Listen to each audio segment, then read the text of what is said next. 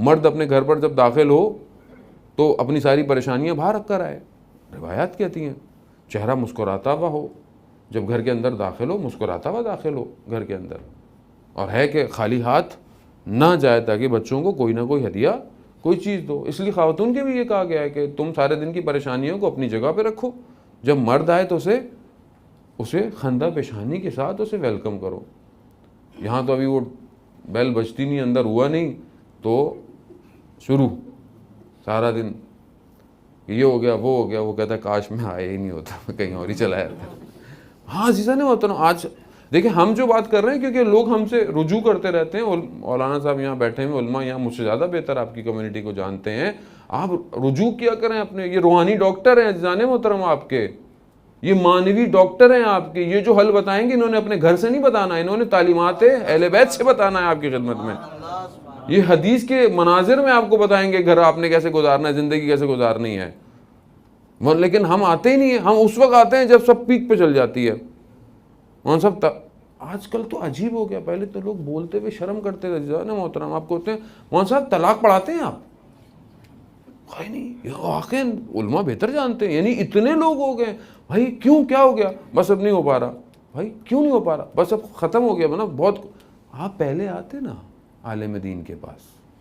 عالم دین روحانی ڈاکٹر ہے. جیسے آپ کو درد ہوتا ہے, کسی بھی جگہ پہ درد ہوتا ہے, آپ کو نہیں پتا یہ جو درد ہے یہ جو ہے وہ مائیگرین کا درد ہے, بھوک کا درد ہے, سر کا درد ہے, آنکھوں کی وجہ سے درد ہے, نہیں پتا. آپ جاتے ہیں, آپ ٹیسٹ کراتے ہیں ساری چیزیں.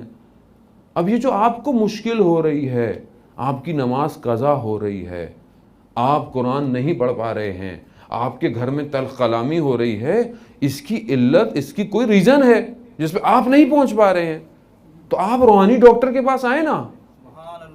وہ آپ کو بتائے گا کہ آپ کا مسئلہ کیا ہے, کیا وجوہات ہیں جس کی وجہ سے سب کچھ ہو رہا ہے. کوئی نہ کوئی ایسا عمل ہے جس کی وجہ سے آپ یہ کر رہے ہیں.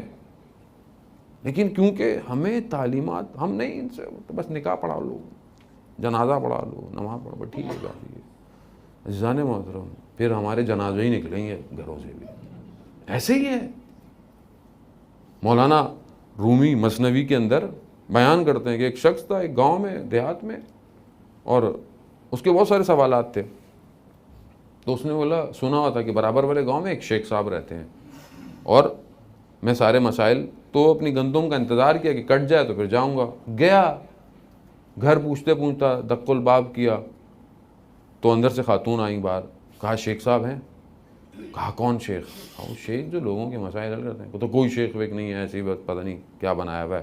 یعنی عجیب غلط سلط بولا, چلے گا. پریشان ہو گئے. گئے تندور کی دکان پہ, جو تندور والا تھا. کہا آپ شیخ صاحب کو جانتے ہیں؟ کہتا ہاں ہاں جانتے ہیں, کیوں نہیں جانتے.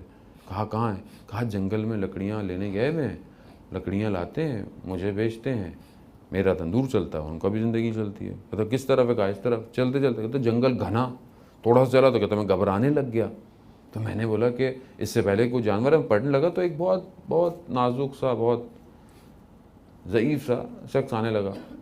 تو میں نے کہا کہ آپ شیخ صاحب کو جانتے ہیں؟ کہا ہاں میں ہی شیخ ہوں. کہتا اچھا, میں تو آپ ہی کو ڈھونڈ رہا تھا. کہتا میں نے ابھی دیکھا تو برابر میں ایک ببر شیر آ رہا ہے, اس کے پیٹھ پہ لکڑیاں رکھی ہوئی ہیں. میں گھبرایا کہ میں نے کہا نہیں گھبراؤ نہیں, کچھ نہیں, بیٹھ جاؤ. یہ بیٹھ گیا تو شیر بھی بیٹھ گیا. اب اس نے اپنے سوال پوچھنا شروع کیے, پوچھنا کھیتوں کے مسائل, نماز, عبادت کے مسائل, سارے روحانی مسائل. تو کہتا ہے شیخ صاحب جتنا میں نے آپ کے بارے میں سوچا تھا اس سے کہیں زیادہ آپ کو پایا, لیکن میری ایک بات سمجھ میں نہیں آئی.